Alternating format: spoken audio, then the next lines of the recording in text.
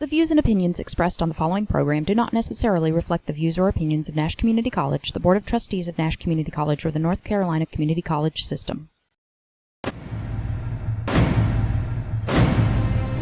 We don't need no stinking budget. Oh, no. Well, you buy a hat like this, I'll bet you get a free bowl of soup, huh? I'm not wearing hockey pads. I'm gonna make him an offer again. You play ball like a girl! Oh yeah! Come to play! And Leon's getting larger.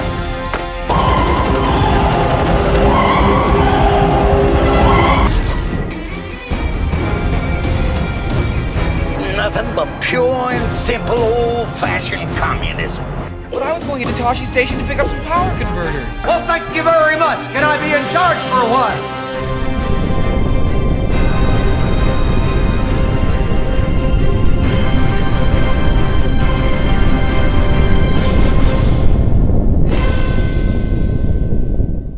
Hey guys, welcome back to Big Bang Cinema this week. My name is Isaac Anderson. I'm Tyler. And I thought you were barefooted for a second. You're swinging your feet around. No, I was just like nothing around. No, but in case you don't know, this is a movie show where we talk about movie news, movie reviews, and everything in between. What's the in-between part? It's these two guys over here. And the two people I'm talking about right now is Mr. Hunter Baker over here and Chris. What's your last name, Chris? Wachowski. No, it's not Chris McCall. He's not Monsters Incorporated. Oh. My last name is Darkins. Darkins. Chris Darkins. Darkins, for real. Well, Chris Darkins. That Chris sounds like a character, not like a video game. It does sound like a video game character. He's on the show Game On every single week from 2 to 3 here on the Big Bang Radio. You are very correct. Oh, yes, I am. But guys, thank you so much for watching so far, and thank you guys for being here. Tyler, man, how you been this week? Oh, I've been busy. Yeah, you always say you're busy. What are you busy doing? Fallout 4. Fallout 4? Yeah. I assumed you would say work or something like that. No, but they cut our hours dramatically back. Oh, I've got like 8 hours this week. That sounds kind of shoddy. Yeah. Speaking about shoddy, Jared Leto. Who's your shoddy? Let me do the pun. Oh, okay. Speaking about shoddy, there we go. Now you can say it. Jared Leto is going to be starring in a Hugh Hefner biopic directed by our favorite man, Brett Ratner, directors of such classics as X-Men: The Last Stand and Tower Heist and Hercules, starring The Rock. And Rush Hour 3. Oh, he directed Rush Hour 3? Yeah. I did not know that. Yeah, he's I don't know. It's been a long time. All 3 Rush Hours. He's not a great director as far as style or narrative or dialogue or direction goes. But or writing. Tyler, what do you think about this? I think it's going to be like inconsequential. I think nobody's going to care. It's probably going middle in between. Because I was say let's see what Hugh Hefner's life was about that I've already seen on the documentary channel like every Saturday and Friday. Yeah. So, I mean, they've already seen it already. But this time you get to see Jared Leto do his impression of this man. Aren't you excited about that? Not at all. No, I'm not. Oh, who knows? I mean, Jared Leto, I think he's a very good quality actor. See, I got to feel that they cast him, they want him to do the death scene for Hugh Hefner. That's why they got him in there. Oh, like Mr. Nobody? Yeah, like he pretty much dies or gets mangled in every movie he does. Yeah, I don't think he's going to... I'm not lying. He's going to get mangled in a different sense. Every movie he does, he either gets died or gets mangled in it. I don't think he's going to do that. I think he's probably just going to play like a suave millionaire, and I have a feeling it's going to be a lot of like nudity, or maybe it's like they're going to put it down to a PG-13 or something like that. It's Brett Ratner. It's probably going to be PG-13. It's probably going to be it's going to be like the safest movie they could possibly make. It's going to be like, you want that studio? You got it. All right. Oh, what's that? You want me to make that PG? I can do that for you. And that's Brett Ratner. That's Brett Ratner. But have you seen X-Men: The Last Stand, Hunter or Chris? Yeah. What'd you think? That's great. Awesome. Good thing. So, Chris, what about you? Have you seen it? No. No? Okay. It's terrible. It's terrible. It's terrible. That is an accurate thing. It's terrible. It's not a good film. And yeah, Brett Ratner is known for just kind of like churning these things out, and there's stories of him on set. I don't know him as a person, but I mean, just judging from that picture, don't you know he wants to make a Hugh Hefner biopic? Douchebag. Well, I'm not making any assumptions. He might be a cool guy, but looks like a douchebag. Yeah, but from a lot of people that have talked to him, he looks like a douchebag, don't he? Well, he looks like a really big hobbit. Yeah, he does. He kind of does.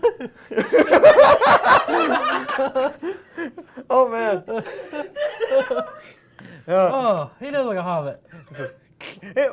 Besides that, I mean, I don't know when this movie is going to come out, but like, what do you think they're going to change Hugh Hefner's story very much? There's gonna be a gunfight in there. Do you think it's going to be a car gunfight? explosions? He's gonna jump out of a helicopter at one point. Sorry, I'm still thinking about the Hobbit thing. That was pretty good. But yeah, I mean, I think they might change it up a little bit. They're probably going to make it as safe as possible. It's going to feel really stale, really Car formulaic. chase. I hope there's no car chase or anything like Car that. chase, Once Hugh Hefner gunfighting, gets stuck up explosion. with like the mob or something like that, and he has to start this He has to pornography go save company. his bunnies. He has to go save his bunny. Kicks the door down, machine guns. Like he's gunning all these people who stole his bunnies. Well, I think it's going to be something more like, he gets in deep with somebody, or he had like a troubled past, and now he has to, now he's making all this magazines and everything in order to try to get the money so he can pay his way into someone's heart, because he really has love for somebody. Because I don't think do you think he really loved? One guy, one bullet, all day, every day. That's going to be the tagline for it. Oh, wow. Wake up, take a nap. You want to go night-night? Boom! That I kid you not, that is going to be the commercial. The commercial will have the background. He's going to say that. Again, the announcer's going to say it. Then he goes, a man who changed the world with all his little bunnies. And it's going to be like Hugh Hefner. And he goes like, da-da, he zooms in. He's got the pipe. He's got a machine gun. Like, I really feel that's the way Brett Ratner's going to roll this. I don't know about the machine gun. I think it's I probably. feel like it's going to be a machine. It's Brett Ratner. It's going to be a machine gun. They're probably going to try to put it to a point where it's like something like he loves somebody and now he like wants to make this magazine to impress her or something like that. The man who's known for his magazine, but little people know he's known for his other magazine. Like that. I feel like it's going to be that. That's what's going to go. It's Brett Ratner. He's going to make. Guess what, baby? I'm packing. Yeah, that's how it's going to roll. It's going to roll. Do you think we're going to have some sad cameos from celebrities Charlie in their Sheen, younger years? Charlie Sheen. It's going to have Charlie Sheen in it. Go ahead and call it. Charlie Sheen's going to have a cameo. Oh, we can have like an uncomfortable acting. Jim Carrey. Because of that whole practical joke they played on him. Oh, yeah? Yeah, we're during the filming of the Andy Kaufman movie. Yeah. Jim Carrey said that he was going to go in disguise as Andy Kaufman's alter ego. But he actually sent somebody else dressed up as that alter ego, and then he showed up 2 hours later, and Hugh Hefner freaked out about it. Because he was like, the security here is like the White House. Like, it actually scared Hugh Hefner, shook him a lot. But yeah, they did that prank to him. Oh, wow. So he might be in it. I think that, like something I just kind of thought of. Do you think we're going to have like some sort of... Anna Faris is going to be in it. No. Do you think we're going to have some sort of sad, like, celebrity impersonation of like somebody like Bill Cosby or something like that tried to hang out at the Playboy Mansion? Do you think we're gonna see that? And he's like, "Wow, these women look great. I'd love to have one myself." Like something like that. That's gonna be Ariel Spears. It's gonna be something Ariel really Spears uncomfortable and inappropriate. The guy from Mad TV. I really hope Bill Cosby's not in it. I really hope he's not in it either. Oh, how about this? He's getting his pill. He's getting his stash from Hugh Hefner. Oh no. Yeah. No. Yeah. No. Man. Well, that who knows? That seems kind of out there. Horrible story. I mean, it's Brett Ratner. He's probably, doesn't matter how bad it is going to be, he's going to put it in it. Oh, well. Speaking about no matter how bad it's going to be, the Avatar sequels are going to be the most expensive movies ever made. Not the M. Night Shyamalan mess, is it? No, the Avatar, as far as this Avatar, with Sigourney Weaver and Mr. James Cameron himself. And yeah, so I was kind of looking into this a little bit. And apparently the movies in and of themselves are not going to be as expensive as something like Pirates of the Caribbean on Stranger Tides. It's going to be $250 million for each of these movies. Oh, and so not like Tangled money. And it's going to be like Tangled money, but there's going to be like 4 of them. So it's going to be $1 billion, and you have to factor in marketing. You have to factor in, all the publicity they have to do along with this marketing. Well, marketing's pretty much the same thing, but I mean, all the branding they have to do in order to try to sell this movie. You think about it, he's got to raise that bar, so that can cost a lot of money too, man. I know. Raise the bar. I mean, I don't know. We were talking about this a little bit earlier before the show. Do you like the Avatar movie, the first one? I thought it was pretty good because, I mean, you think of it, it's a milestone. I mean, that was like at the point it had the most advanced technology a film's ever had. Yeah. But, it was just Dances with Aliens. It was. But what do you think, Hunter? Do you like the movie? Yeah, I liked Avatar, but my problem with it was once you got past like all the special effects, like wasn't a lot of substance to it. Like No, it was it just a wasn't. generic bad guy movie. Like there's a bad dude invading. Oh, let's beat him. Oh, look, he's saved. The hero, new body. It was like. It was really generic, really played out. Like it was. How about you, Chris? What do you think? I mean, I had the same sort of opinion as Hunter. It's like I like the movie, but it's like Hunter has said, it was kind of generic. I mean, sometimes you enjoy that sort of generic feeling. Yeah, and I think because it was such a huge project for the studio and for James Cameron, that they wanted to kind of protect that investment. They wanted to make something kind of safe, and it was very formulaic to the point of but it was Dances with Wolves. I mean, they didn't want to do anything too out there because then it would be well, that's too much of a risk, and they put too much money in there, and If you're not watching in IMAX, you're not getting the real experience. Yeah, and the whole reason this movie did as well as it did is because it's a 3D thing and because the effects and all this. I mean, of course. Do you think this movie is going to hold up after a while? I don't think so. I think another sequel will probably do well, but they're not going to be long lasting because anything that's cutting edge, top of the line CGI and effects, that's always going to look dated in the future. It's just never going to hold up. If it was stylized and had its own aesthetic, kind of almost like Super Mario still doesn't look bad. You know what I mean? Because it's its own thing. It's its own thing. So this trying to look so real, it's going to age. It's going to look dated at some point. Because I feel like they're pioneering the technology, they're not masters of the technology yet. Yeah. Because you look at look at Tron, and Tron looks terrible now. Yeah, I mean, but it was a milestone back in the day. It was a milestone. It's terrible. But at least the narrative of Tron is actually pretty interesting.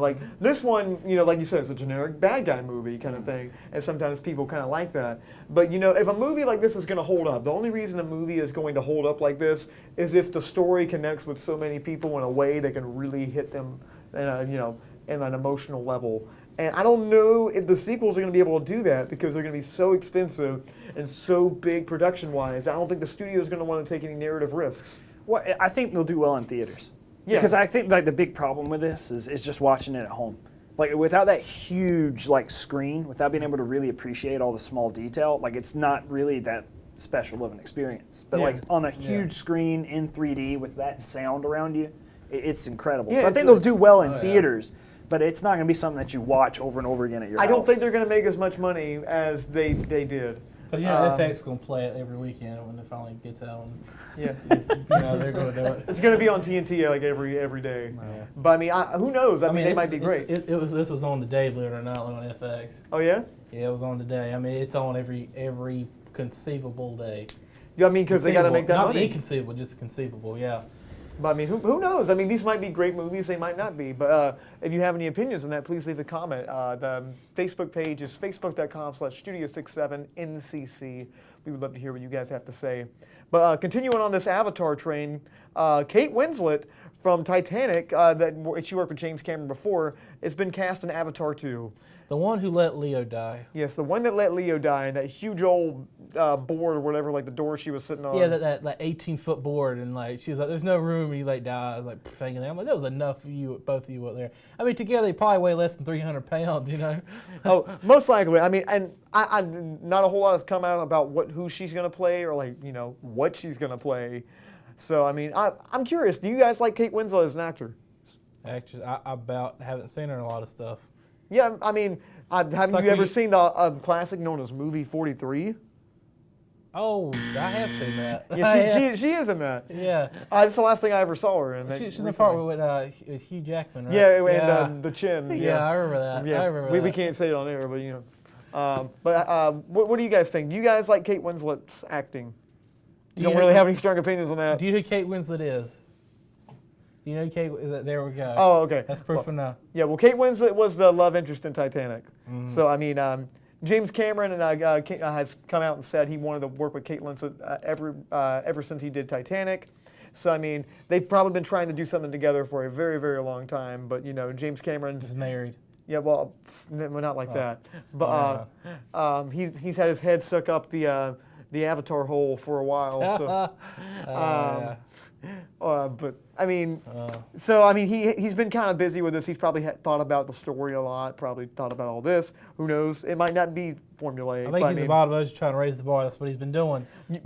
Speaking of raising the bar, but man, we got possibly lowering the bar. You got to say a better joke than that. We say the raising the bar every single time. Well, it's James Cameron. He always raises the bar. I know, but we got to come up with something different. Well, that's all he does is raise bars. There's nothing else to come up with different. That's all he does is raise bars, man. He does raise bars. Go ahead to the next one. Okay, speaking of raising the bar or lowering the bar, Charlie's Angels is getting another reboot. This time starring Kristen Stewart of I want to say fame, but there's no fame behind that name. She was Shame. It's the shame of the Twilight series and the Snow White and the Lupita Nyong'o of 12 Years a Slave and Star Wars. Yeah, but this is a rumor. This is not confirmed yet. They're being eyed for the roles. And also there was a few rumors that came out recently. Actually, not so much recently. It was a little bit further back. That I believe Lady Gaga and Melissa McCarthy were like in the rumor to be in this. How much you bet it's going to be Melissa McCarthy? It's going to be Kristen. What's her name? It's going to be. I don't know. I'm not a Charlie's Angels fan. Who knows? It's going to be the cast from Ghostbusters. I mean, look at this. Can't you just hear the techno music playing over that picture right there? Yeah. The doon doon doon doon doon doon doon doon doon doon doon doon. Like it just I can hear the creaking of the leather. Like what was it like Nyan Cat? Okay, and he sounded like Nyan Cat, but no. Okay, see, I really feel like this is going to be a Melissa McCarthy movie. It's going to have what is her name? The one Leslie, the one from Ghostbusters. Leslie Mann? Leslie Mann. Now, how much you want to bet she's going to be Charlie? And, like, Charlie's going to be a woman now instead of a man. And Bosley's going to be a woman. Like, they're going to do, like, a big thing. Like, they're going to do, like, Ghostbusters, where they're going to try to replace all the people with women. And if you don't like it, it's because you hate women. What if they replace all the angels with men? Yeah. That would be controversial, man. Would that hit the same way as if, like, they replaced all, like Charlie and Bosley with women? What if they make James Bond a woman and make all like the villains women, and then have like all the dudes are like the love interest? What if all the angels are played by men, but they still refer to them as female names and they still call themselves women the whole time? That's gonna be really weird. And they're not like transsexual or anything. They're just like straight up men. Yeah. Oh my goodness, I want to see that now. just Charlie's Angels with a question mark? With, like beards and everything. Yeah. Oh my goodness, this sounds amazing. One of them is Seth Rogen, James Franco, and it's going to be Danny McBride. And then Jonah Hill. Jonah Hill. He's Bosley. He's Bosley. No, you got to have a chick play Bosley now. Oh, who would play Kristen Wiig? Kristen Wiig would be Bosley. Yeah, and how about Charlie? Who would play Charlie? Charlie, I would want to get. What is like? Oh my goodness! I want to see this movie so bad. Angels, get together and do some work. I tell you, these angels be looking weird. Oh Lord, get out and do some work. I got a mission for you. I really don't want to do it, but you're gonna have to do it. I'll watch it. Do you think this is going to be like another attempt to do like a raunchy R-rated comedy on like a previous franchise? Yes. It's like, oh, we're edgy. We said the F word. But like, you know, which is Friends, by the way. But, I mean. I feel like it's going to happen. I mean, I think that, remember the McG ones, like the ones with Cameron Diaz and all that? And did you guys ever see those? I did. Bernie Mac was in there. The replacement. He was the replacement to Bill Murray because Bill Murray he hates Lucy Liu. He hates Lucy Liu. He's like, I like all of you except for that woman. She can't act. And he just straight up told her, I don't like working with you and I'm not going to work with you. So he was fired and replaced with Bernie Mac. But yeah, the movies were directed. Maybe they can get Bernie Mac in for this. You know what I mean? Oh my goodness, that's gonna smell so bad. Bernie Mac is dead. Yes. Oh, thank you for that. Yeah, okay, I think we all understood that. That's right, Mr. Comedian fan over here. He already knew that. I think we all understood that joke. We didn't have to explain it. Kristen. Oh, come on, man. Yeah, I know you didn't understand it. Bernie Mac's dead, man. Chris is like, who's Bernie Mac? Who's Bernie Mac? The sassy man from Ocean's 11. What's Ocean's 11? One of the kings of comedy. Yeah, I know. What's kings of comedy? Oh, okay. Oh, okay. You don't know. Chris is a youngin. You know, by young, I mean 3 years younger than me. But and you're 3 years younger than me. Yeah, I know. And Hunter, who knows how old he is? He's 42. He still looks great. Yeah. But guys, thank you so much for watching so far. We do appreciate it. If you have any comments, questions, or concerns, insults, please leave a comment at facebook.com/studio67. Do you think Kristen Stewart is a terrible actress? Do you think there should be a lawsuit to where she shouldn't be able to be in any more films? I believe so. Apparently, she was hooking up with the director for Snow White and the Huntsman. That's how she's getting her roles. That's how yeah, I mean, that's really how she's doing it. She's hooking up with them. I was about to say she's got the greatest agent in Hollywood. Her and she's sleeping with the director. So that was one of them. It's like her and what's his face, Jai Courtney. Yeah. They both had like the same agent that get them everything. See, here's what I was saying. Yeah, you got one horrible actress right beside one incredible actress. Yeah, well, guys, we're going to go to a really quick break. Lupita Nyong'o. I mean, I'm looking forward to it. I hope she gets the role. I love her. We're running out of time, baby. I know. So, I love Lupita. All right, so guys, we're going to take a really quick break. When we come back, talking about an old movie. Stay with us. Old movie. In a world where some things are beyond legend, they will search for answers. Be prepared. Hang on to your seats. They are going where no one has gone before. Until now. Why are you so close to me? I don't know. Let me back up a little bit. Yo, check out our show on Big Bang Radio.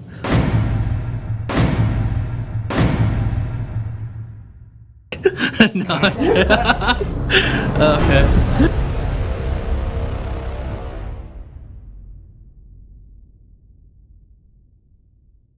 Did you know Nash Community College offers 12-degree programs entirely online? Are you interested in information technology? Explore information technology systems, network management, systems security, healthcare informatics, or web design and administration.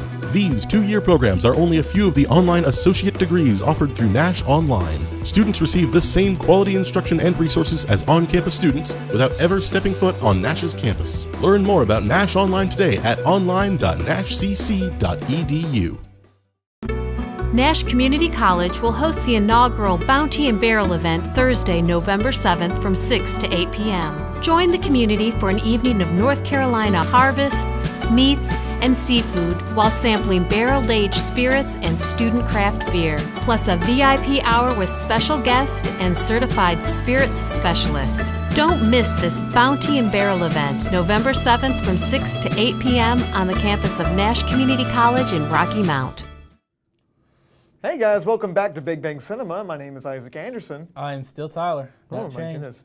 So right now we're going to be talking about an older movie, and by older I mean nearly 30 years old. And it's a movie that's the basis of a movie that we saw this week. You said 30 years old? It's nearly 30 years old. It came out when I was born. I'm not 30. You're almost 30. Am I 30? You're almost 30. This movie came out in 1990. I'm talking about Flatliners. 27 years old. Okay, yeah. Ding! Oh yeah. There. I got it. You failed. Just like this movie. Yeah. Flatliners is a movie directed by Mr. Joel Schumacher of Batman Forever and Batman and Robin fame. Remember those bat nipples? I do. I know you do. It stars Keith Sutherland, Kevin Bacon, and Julia Roberts. And Oliver Platt. Oh, Oliver Platt's in this too. That's Oliver right, yeah. Platt. And the premise of the movie is a bunch of kids try to stop their hearts and bring themselves back to see what's after death, and then they have a really good time. Then their past catches up with them or something. But Tyler, what do you think about this movie? I like the original. I thought it was like the clear point between psychological horror and actual supernatural horror. Yeah. I mean, just from what I've seen of it, because I haven't really seen the whole thing, I just wanted to research it because we were talking about Flatliners on Quick Flicks today. I mean, I really like the whole concept of it. It seems kind of like an interesting concept, you know what I mean? Like, what do you guys think about it? Just the idea of like people stopping, basically letting themselves die for 3 minutes and then their friends bringing them back in order to have like this euphoric experience. I think it's incredible that shutting off oxygen to your brain for that long is beneficial. Yeah. Yeah. Well, I mean, it's not real. It's a movie. I mean, Chris, like the concept, what do you think? I mean, I'd never really heard about the older one, but the like more recent one, I heard about that concept. And it like, because I was watching the trailer online at one point because it just kind of popped up somewhere. And at first it looked really interesting. It's like, oh, cool, this is a really interesting movie about how they like discovered this whole thing to make themselves better. And then it starts turning like into horror. It's like, oh. Yeah. I think the first one does that too, right? Well, the first one is they're just trying to figure out what's beyond death, so they're just it's a whole lot of curiosity. But when they would die, it would bring them back, but it would bring hell back with them. Yeah. And it was like what I got from was like what they were facing. Like if they went to hell, this is what they would have dealt with. So they actually gave them time to go back and like change it to like make amends. Yeah, I like that whole concept too. I mean, that whole concept seems like really good, and I imagine in this film, I mean, it's really well done. I mean, it looks beautiful. I mean, it's like it's got that kind of '90s dark, kind of like late '80s. You know, there's a fan somewhere and kind of dark. And it's just. They're like just in a random room with a defibrillator instead of a hospital. It's got like a baroque, almost baroque '90s kind of feel to it. Yeah, I mean, because that's what it was.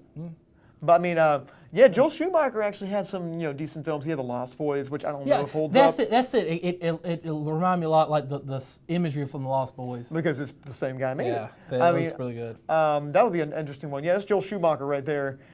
He's not known for great films. He also directed Number 23 with Jim Carrey, which got terrible reviews. But the Batman stuff is mostly what he's known for. He also wears capes. He also, well, that is a fact. He does wear capes all around his sets. And talks to a big old microphone through speakers. He's quite an eccentric guy, but when you hear him talk, he actually he likes what he does, and he's had some successes and he had some really big failures. But I think this one is one of his successes. It's not the best movie in the world, but I imagine it's not the worst. I mean, it's not the worst. It's got some decent performances in it. Just seeing some scenes with Kevin Bacon and Kiefer Sutherland's character, I really like the way they kind of interact. Kiefer Sutherland's like, "I want you to stop my heart, and I trust you to bring me back." And Kevin Bacon's like, "You're not going to do it." It's like, "I'm not going to help you." So it's a nice little scene that was not present in the other one that we'll talk about another time. But yeah, it's. I mean, it seems really interesting. Be one to check out on your list in case you ever want to see it. But guys, I think that's pretty much it for right now. You guys got anything to add? The new one was terrible. Yes, it was. And you can hear a more in-depth review on Quick Flicks, which will come up tomorrow around 9 o'clock on our Facebook page, which is facebook.com/Studio67NCC. But guys, thank you so much for watching. Hunter, Chris, Darkins, thank you so much for being here, talking about this. We had a lot of fun. Tyler, it's been awesome as always. Yeah. We had a good run, man. We had a good run, yeah. And we're going to do it again next week, which next week we're going to be talking about a little bit about Blade Runner, the original Blade Runner. And the Quick Flicks we have is going to be talking about Blade Runner 2049. I actually got a friend of mine to go watch the Ultimate Cut for Blade Runner, and it completely changed his mind about the first film. Oh, wow. He'd only seen the original cut. I don't think there's a perfect cut of it. I think there's a lot of great elements to all the cuts, but we can talk about that in next week's movie highlight. But guys, I'm very excited for it. But guys, thank you so much for watching. I'm Isaac Anderson. I am Tyler, and we are sitting in different seats. Thanks for bringing it up, guys. Okay. Yeah, stay for Quick Flicks tomorrow at 9 o'clock, and stay lovely. Stay classy.